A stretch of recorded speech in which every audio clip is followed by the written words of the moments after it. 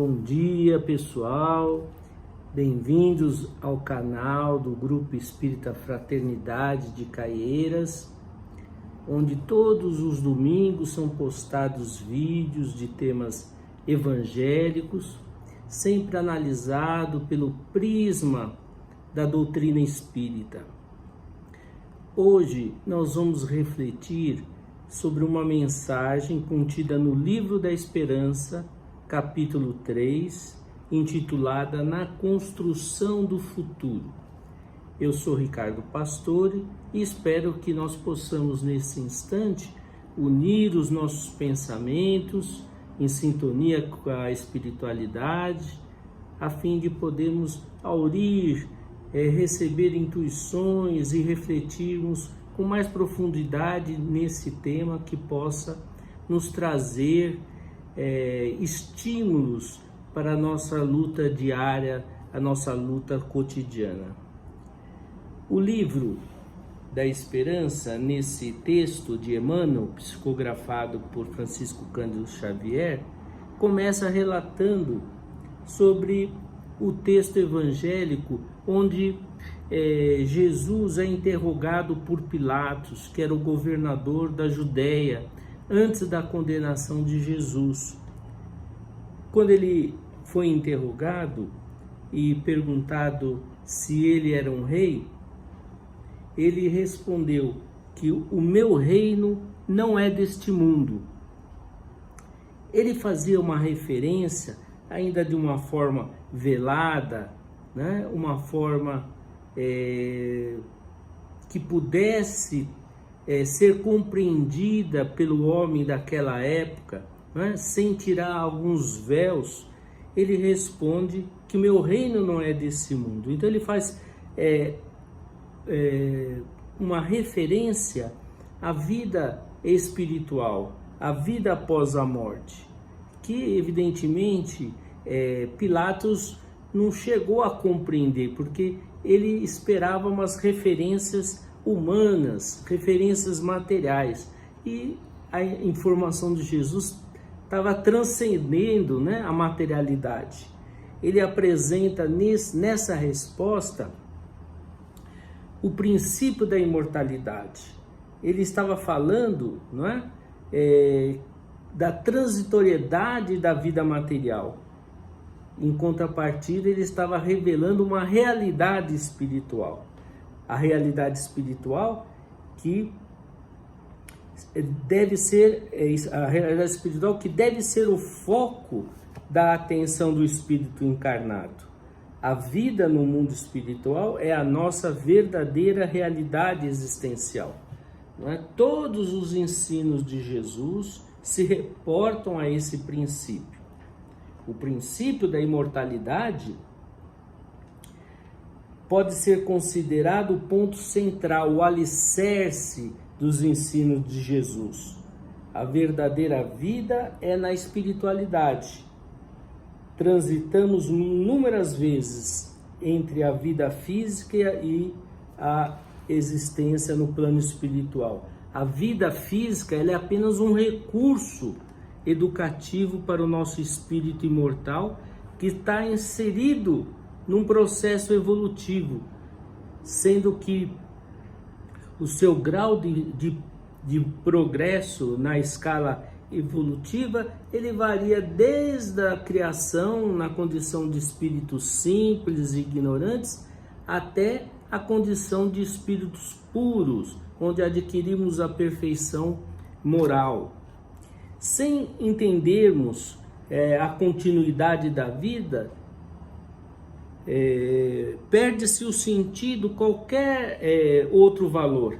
A imortalidade é que dá sentido às nossas virtudes, à prática do bem, não é? A disciplina, a educação dos nossos sentidos, das nossas paixões. Só ela que pode justificar as desigualdades da vida física e nos levar a entender, compreender a justiça divina. Se tudo acaba com a morte, por que fazer o bem se nós não enfrentamos nem as consequências das nossas indisciplinas aqui na Terra? Para que educarmos então as nossas paixões se nós vamos perecer e vamos encontrar o nada após a morte? Na imortalidade, Jesus veio revelar as leis que vigoram no universo. O Espiritismo veio também para facilitar e ampliar a nossa visão dessa vida após a morte, da vida na espiritualidade. Através da mediunidade, através da comunicação dos espíritos, que não são mais do que a alma dos homens que deixaram o corpo físico, nós vamos ter o testemunho desta realidade espiritual. E a vida futura deixou de ser algo impreciso e se torna uma realidade observável. Não é? Nas diversas comunicações, por exemplo, que nós encontramos no livro Céu e Inferno, Allan Kardec traz o relato de espírito nas diversas condições que se encontram na espiritualidade. E vem nos contar como que eles se encontram de acordo com as coisas que eles viveram e fizeram aqui no mundo físico.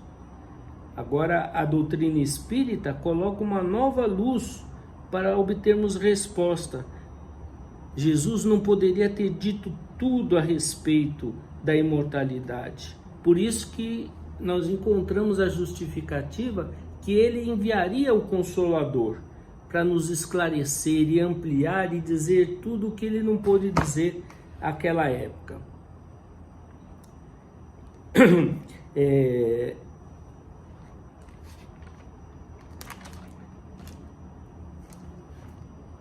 Nós ainda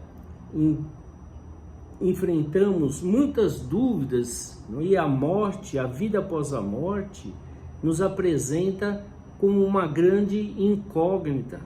Nós já vencemos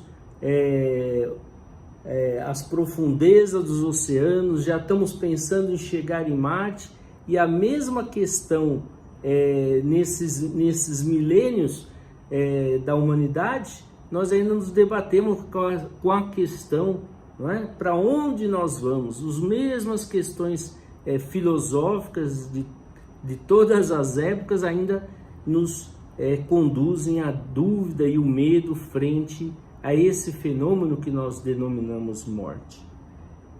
Cada doutrina, cada filosofia interpreta a vida após a morte de uma maneira. Por exemplo, para o materialista, a vida, o sentimento, o pensamento,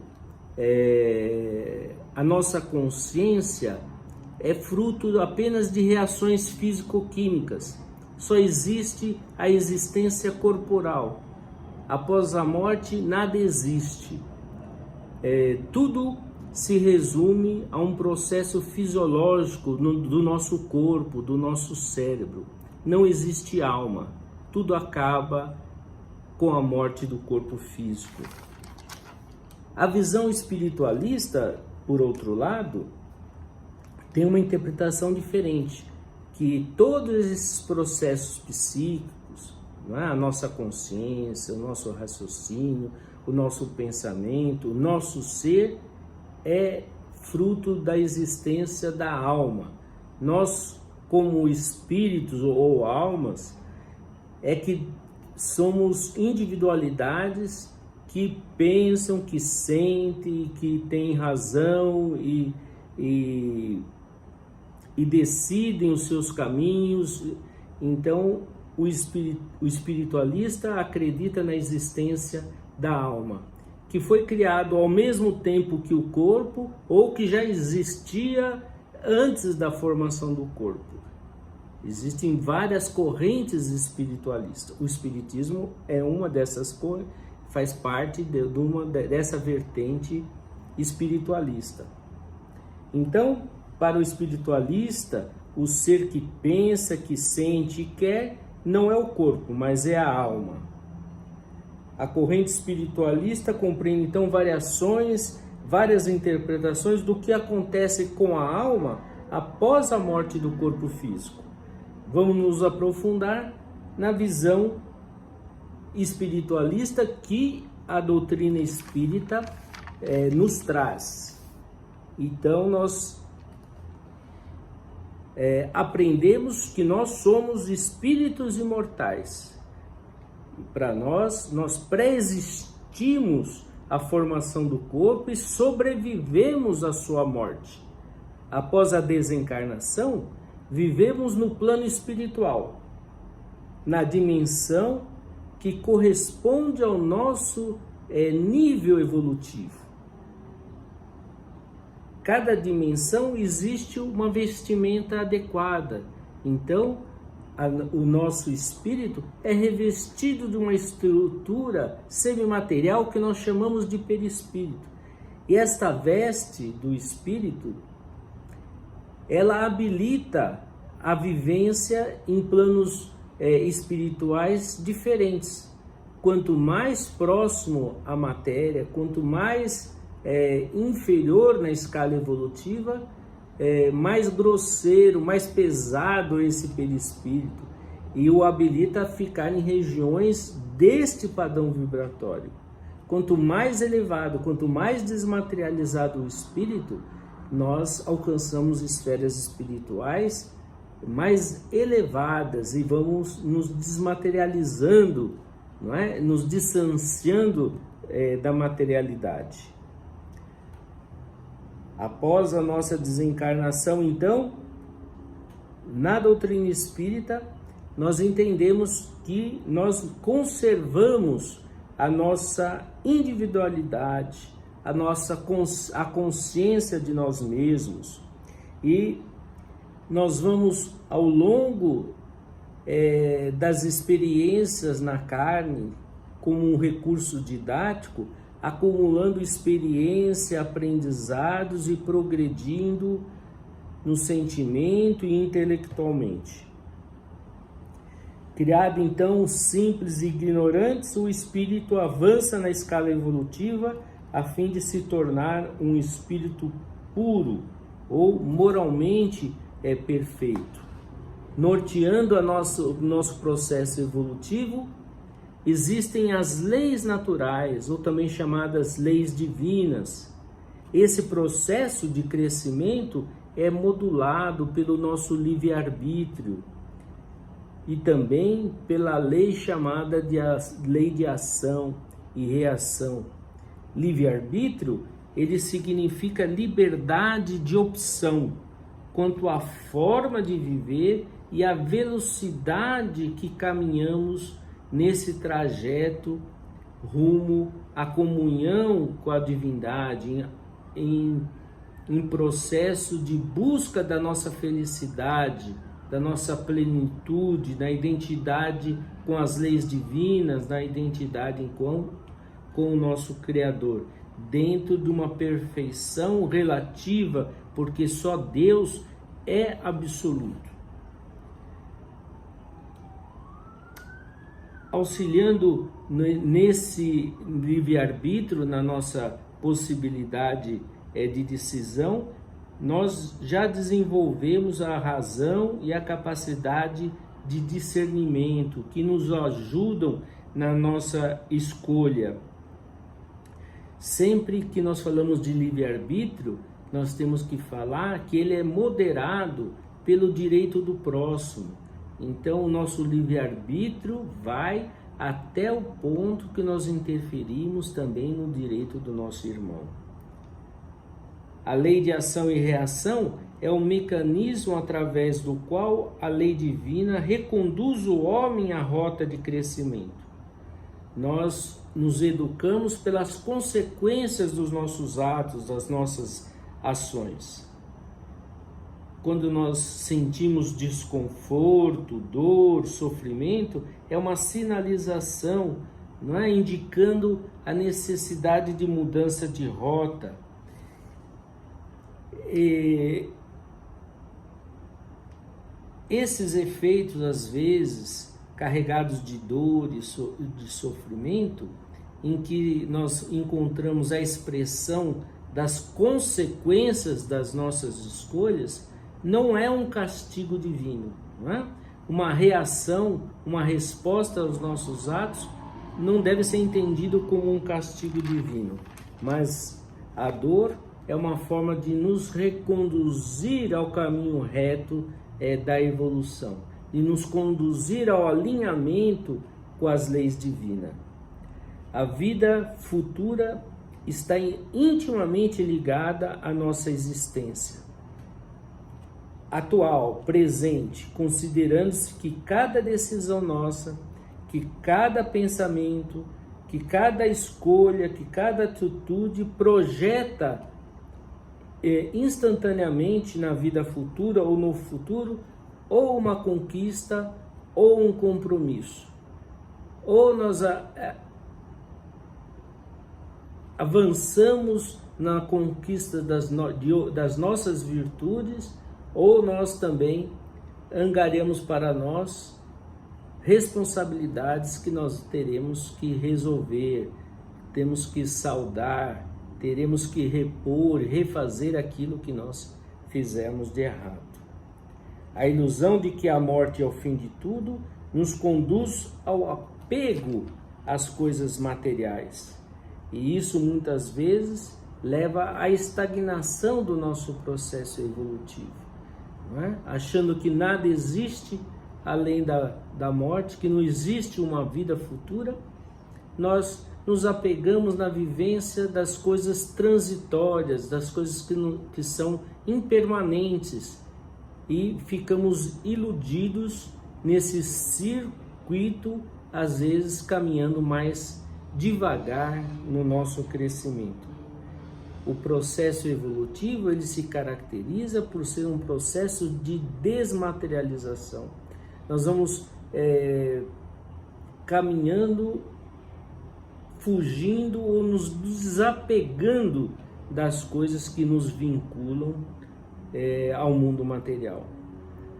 Com a visão da imortalidade, as nossas dificuldades da vida encarnada diminuem o seu peso, né? Porque nós compreendemos, não é? Que nós sempre temos a possibilidade de recomeçar e de construir, e que todos esses problemas, todo o sofrimento, toda a dificuldade é transitório, tem um prazo para terminar, não é? É um recurso apenas de educação, de disciplina para o nosso espírito. Na construção do futuro, qual que é o propósito do homem na Terra? É trabalhar para a sua evolução, tendo consciência, a convicção plena de que é um espírito imortal.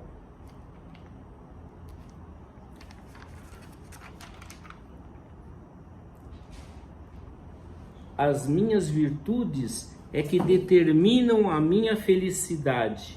Não é a crença na doutrina espírita ou determinada religião. O que garante a nossa felicidade futura e o nosso posicionamento na espiritualidade são as nossas atitudes, aquilo que nós construímos e edificamos em nosso coração, em nosso sentimento, na ação e no relacionamento com o nosso próximo.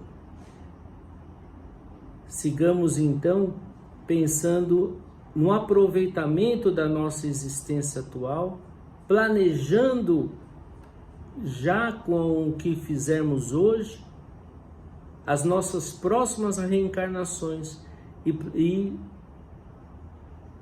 construindo a convicção que aquilo que nos espera na espiritualidade, como nós vamos chegar na espiritualidade, depende da nossa vivência evangélica, a nossa vivência dentro da moral cristã. Sigamos em frente, refletindo nessas ideias que o Espiritismo nos traz novas luzes. Muito obrigado, gente. Um abraço a todos e um bom domingo.